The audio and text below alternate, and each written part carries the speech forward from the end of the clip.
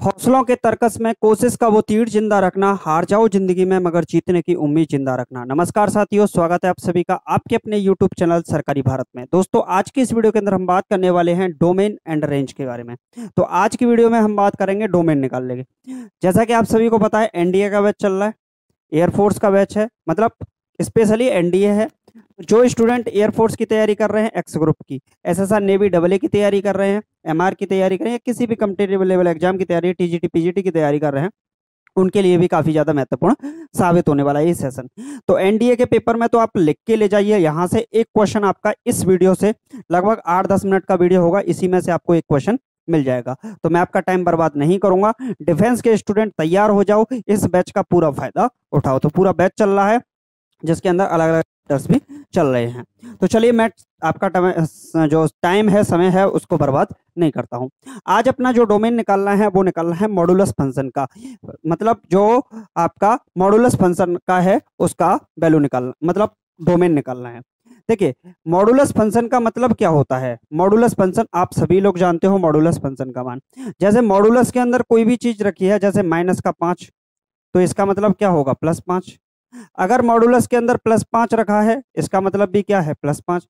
यानी कि कहने का मतलब ये होता है कि अगर कोई मॉडुलस फंक्शन है तो उसके अंदर नेगेटिव वैल्यू हम पुट करें या पॉजिटिव वैल्यू पुट करें तो आंसर हमारा क्या आएगा, पॉजिटिव आएगा। ये सब लोग जानते होंगे आप, ठीक। अब यहां से समझिए इस मॉडुलस फंक्शन के बारे में, कैसे इसका हम डोमेन निकाल सकते हैं।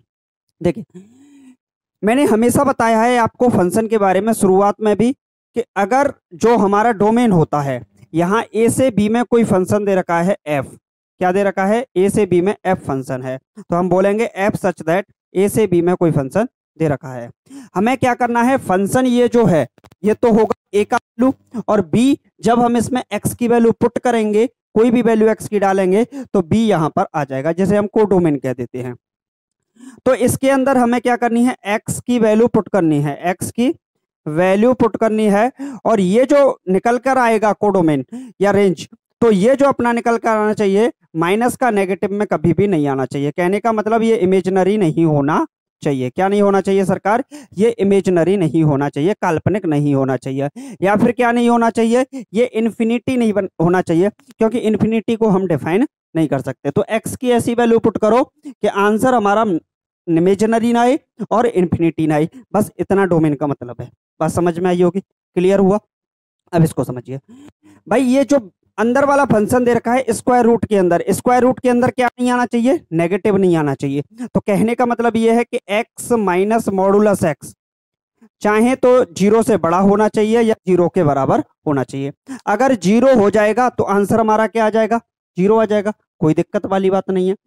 अगर 0 से बड़ा है, प्लस की संख्या आ रही है, तो भी कोई समस्या नहीं है। लेकिन अगर ये माइनस में आ जाएगा तो फिर ये जो कोडोमेन है ये इमेजिनरी हो जाएगा, इस वजह से ये डोमेन नहीं हो पाएगा। इतना ही तो फंक्शन है, मतलब सीधा सीधा फंडा है कि ये वाला जो रूट के अंदर वैल्यू है वो 0 से बड़ी होनी चाहिए या 0 के बराबर होनी चाहिए।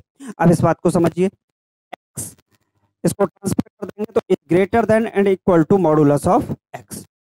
x क्या होगा, बड़ा होगा और बराबर होगा मॉडुलस x से। तो इस बात को समझिए, सबसे पहले हम x बराबर 0 पुट करके देखते हैं, या फिर x बराबर -1 पुट करके देखते हैं। x बराबर क्या पुट करते हैं, -1। तो आप लोग x बराबर माइनस पुट करेंगे, मैं यहां लिख देता हूं, पुट करते हैं x बराबर -1, तो ये क्या होगा, -1 greater than and equal to modulus of -1 की वैल्यू क्या होगी, +1।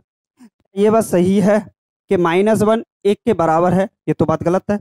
-1 1 से बड़ा है, ये बात भी गलत है। तो इसका मतलब ये तो सरासर गलत है। इतनी बात समझ में आई, क्लियर।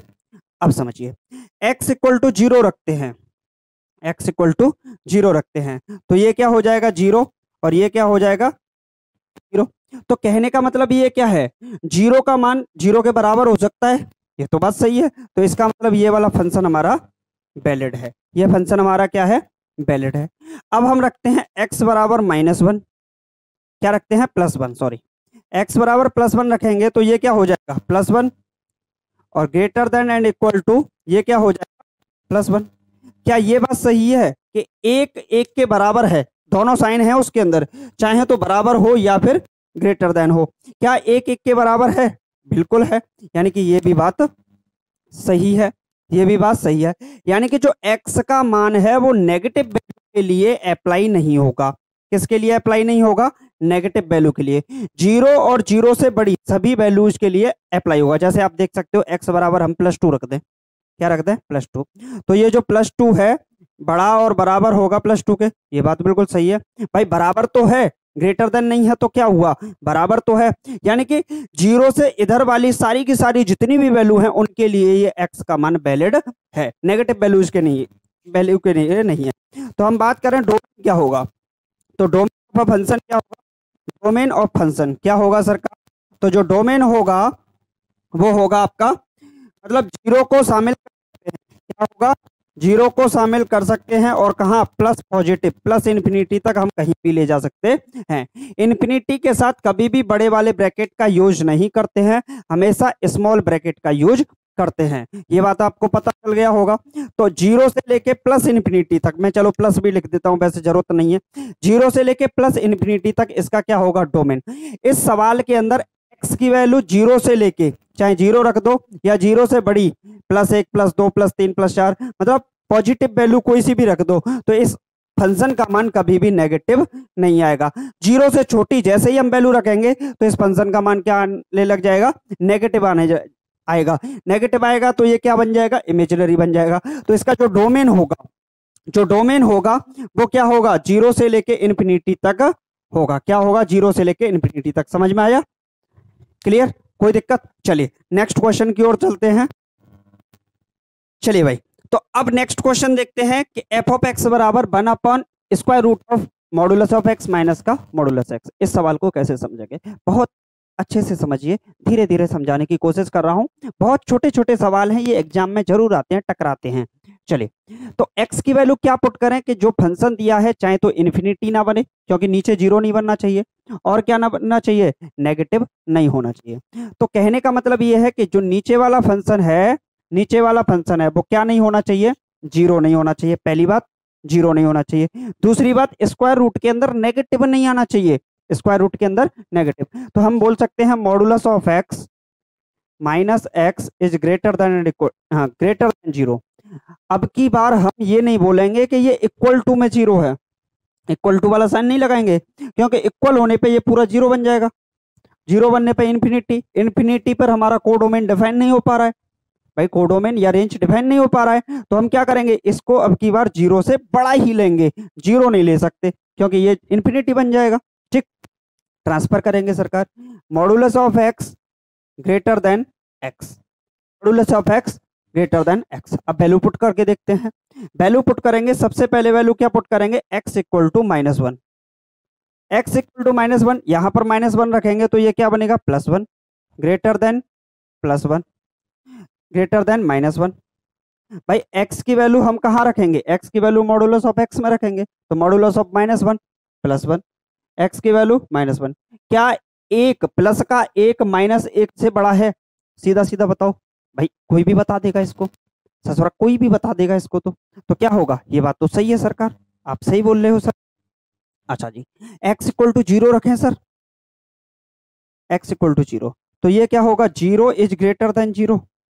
क्या ये बात सही है? 0 0 से बड़ा है, बोल सकते हैं। 0 0 से छोटा है, क्या कर लेगा कोई? 0 0 से बड़ा है, क्या कर लेगा कोई? तो ये बात तो बिल्कुल सही है, इसको भी हम बोल सकते हैं चलो ठीक है, चलो ठीक है। लेकिन एक बात बताओ, लेकिन एक बात बताओ, 0 0 से बड़ा है लेकिन हम 0 को खुद को शामिल नहीं कर सकते, खुद को शामिल नहीं कर सकते। नेक्स्ट अगर बात करें x इक्वल टू +1, तो ये क्या होगा सर? ये प्लस का 1 ग्रेटर देन +1। अब थोड़ा सा डाउट हुआ कि नहीं, ये बताओ। सबसे पहले ये बताइए कि आपको कोई डाउट बना के नहीं, पहला क्वेश्चन क्या बनता है? डाउट बना के नहीं। ये तो कुछ समझ में आया। अब यहां से देखिए, क्या +1 से बड़ा है? मुझे तो नहीं लगता। अब ये नहीं लगता तो सरकार इसको हम कैसे बोल सकते हैं? इसको हम कैसे बोल सकते हैं? इस बात को समझिए। क्या 0 0 से बड़ा है? हम बोल नहीं सकते। मैंने तो मजाक के लिए बोल दिया, आप लोग सीरियस हो गए कि ये तो सर ने बोल दिया 0 0 से बड़ा है। अरे यार बहस की बात थोड़ी है, मैंने तो मजाक के लिए चलो छोटा सा बोल दिया, आप लोग उसी में आ गए, 0 से बड़ा हो गया। ऐसे थोड़ी हो जाएगा।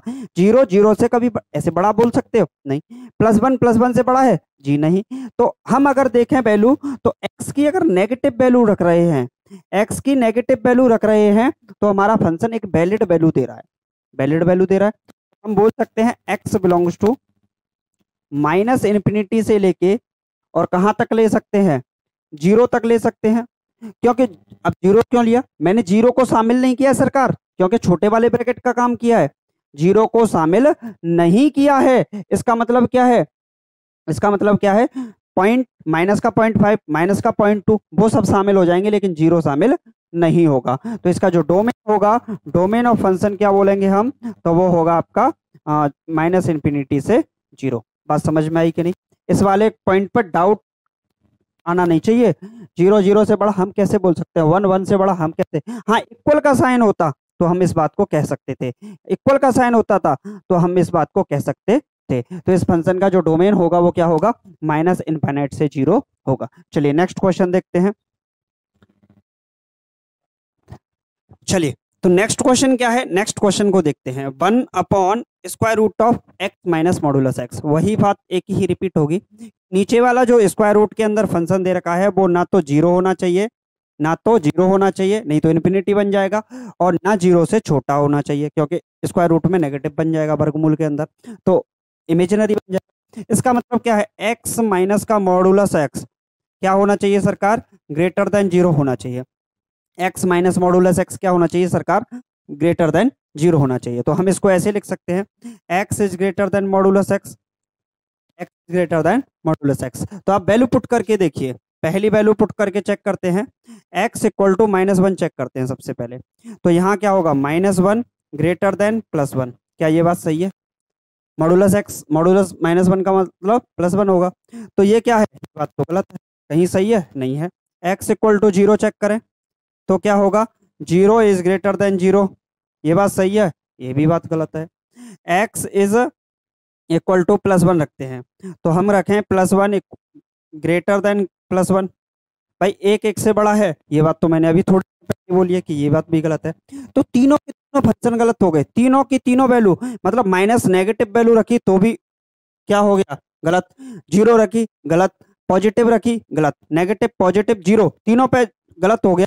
हमारा जो डोमेन होगा क्या होगा सरकार? डोमेन, डोमेन क्या हो जाएगा? हम डोमेन को बोल देंगे कि डोमेन होगा हमारा फाई।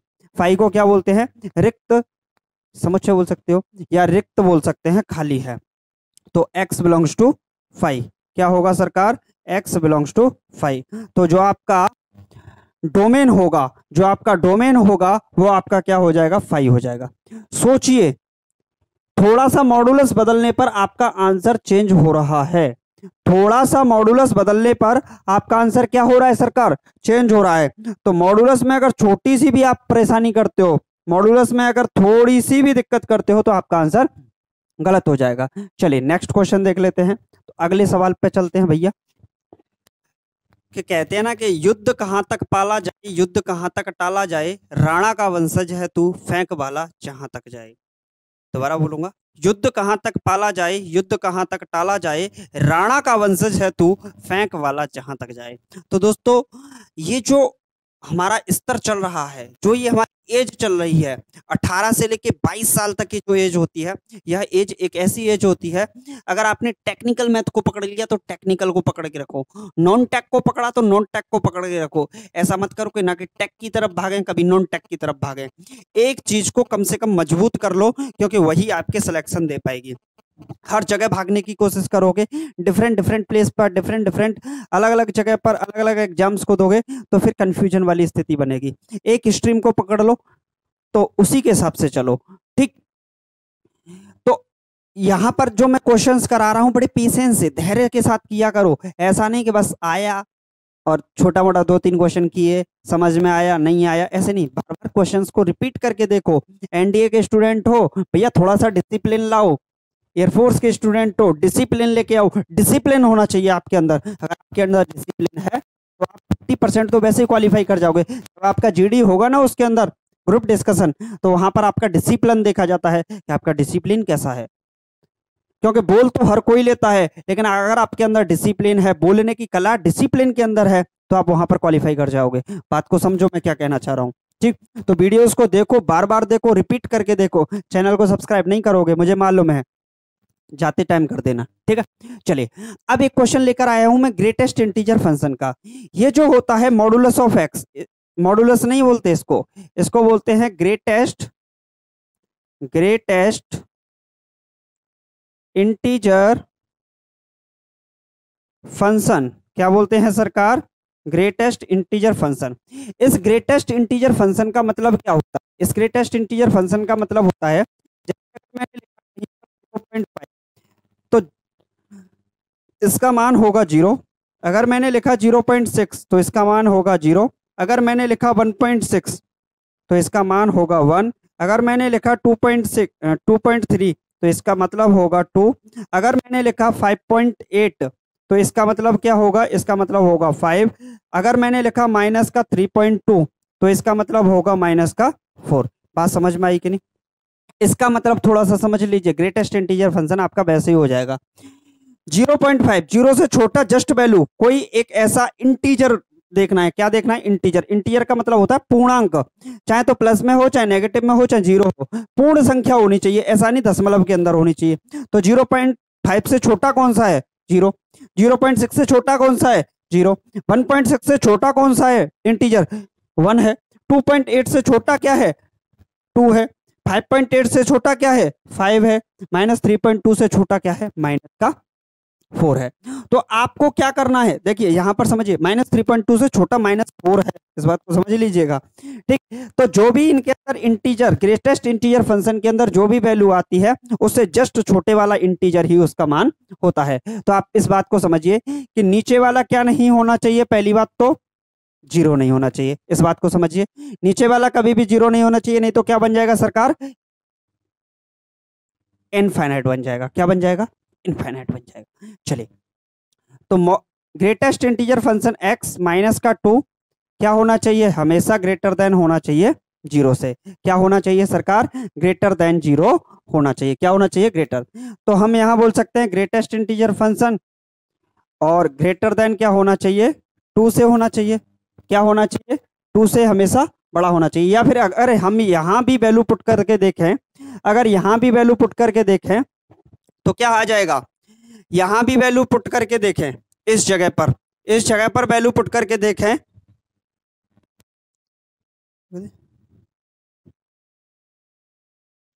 तो यहां भी अगर हम वैल्यू पुट करके देखें, अगर मैं यहां पर मान लीजिए कि 2.3 रख देता हूं, और ये क्या होगा? -2 इज ग्रेटर देन 0, तो इसका वैल्यू क्या हुआ? 2 - 2 ग्रेटर देन 0, तो 0 इज ग्रेटर देन 0। क्या ये बात सही है?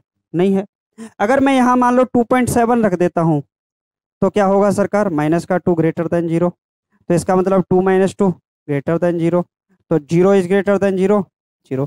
तो कहने का मतलब ये है कि 3 से पहले तक जितनी भी वैल्यू मैं यहाँ पर रखूंगा, 2.1 रखूं, 2.2 रखूं, 2.9 तक जितनी वैल्यू ही रखूंगा, वो सारी की चाहे 999 ही क्यों ना रखूं, सारी की सारी वैल्यू क्या होंगी? 0 बना देंगी, क्योंकि ये वाला फंक्शन क्या हो जाएगा? 0 हो जाएगा। तो हमारा जो डोमेन होगा, ऐसे बोल सकते हो, x बिलोंग्स टू सभी की सभी रियल नंबर होंगे, दुनिया के सारे रियल नंबर, वास्तविक संख्याएं आपकी होंगी, सिर्फ किसको छोड़कर? सिर्फ और सिर्फ 2 को शामिल करते हुए 3 को छोड़ के। ये बात समझ में आई कि नहीं? 2 से 3 के बीच में, दो को या 2 से 3 तक, 3 को छोड़ के 3 से पहले जितनी भी संख्या हैं, 2 और 3 के बीच 2 भी शामिल, और 2 से लेके आगे 3 से जस्ट पहले जितनी भी संख्याएं, वो सभी संख्या क्या बनाएंगी? 2 बनाएंगी, और 2 में से 2 जाएगा तो 0, तो उन सभी संख्याओं को हटा देंगे। इसका मतलब क्या हो गया? दुनिया की सारी संख्याएं, रियल नंबर का मतलब दुनिया की सभी संख्याएं, लेकिन कौन सी नहीं है? 2 और 3 नहीं है। यही आपका क्या होगा? डोमेन होगा। बात समझ में आई कि नहीं? तो मैंने आज आपको 4 सवाल कराए, 4 सवाल समझ में आए होंगे। कितने अच्छे तरीके से समझ में आए ये तो मुझे पता है। आप लोगों ने वीडियो को एक ही बार देखा है, दोबारा फिर देखिएगा और फिर ढंग से समझिएगा, आपको क्वेश्चन क्लियर हो जाएंगे। वैसे एक ही बार में क्लियर हो जाते हैं मेरे पास क्वेश्चन, कोई भी क्वेश्चन ऐसा नहीं है कि वो क्वेश्चन रह जाए, कि हौसलों के तरकस में कोशिश का वो तीर जिंदा रखना, हार जाओ जिंदगी में मगर जीतने की उम्मीद जिंदा रखना। चाहे कुछ भी हो जाए, लास्ट अटेम्प्ट ही क्यों ना हो, लेकिन जिंदगी मतलब जीतने की उम्मीद जिंदा रखना। लाइफ के अंदर यार कभी भी कभी डिमोटिवेट होने की बात जरूरत नहीं है। डिमोटिवेट किस बात के लिए हो, डिमोटिवेट नहीं होना चाहिए। तो लाइफ के अंदर हमेशा मोटिवेट रहना चाहिए और ये सोचना चाहिए कि इस बार नहीं तो अगली बार जरूर होगा। वैसे अगली बार के लिए छोड़ो ही मत, ये मत सोचो कभी कि मुझे अगली बार निकलना है। ये समझ के दो पेपर को कि ये मेरा लास्ट अटेम्प्ट है, it is the final attempt me, तो आप कर जाओगे, कोई बड़ी बात नहीं है। ठीक, तो मिलते हैं नेक्स्ट वीडियो में। Thank you for watching this video. जय हिंद जय भारत। एनडीए के स्टूडेंट हो, डिफेंस के स्टूडेंट हो, एयरफोर्स के स्टूडेंट हो, नेवी के स्टूडेंट हो, या फिर टीजीटी पीजीटी की तैयारी कर रहे हो, या फिर जेई की तैयारी कर रहे हो, तो चैनल को जरूर सब्सक्राइब कीजिएगा। Thank you. जय हिंद जय भारत।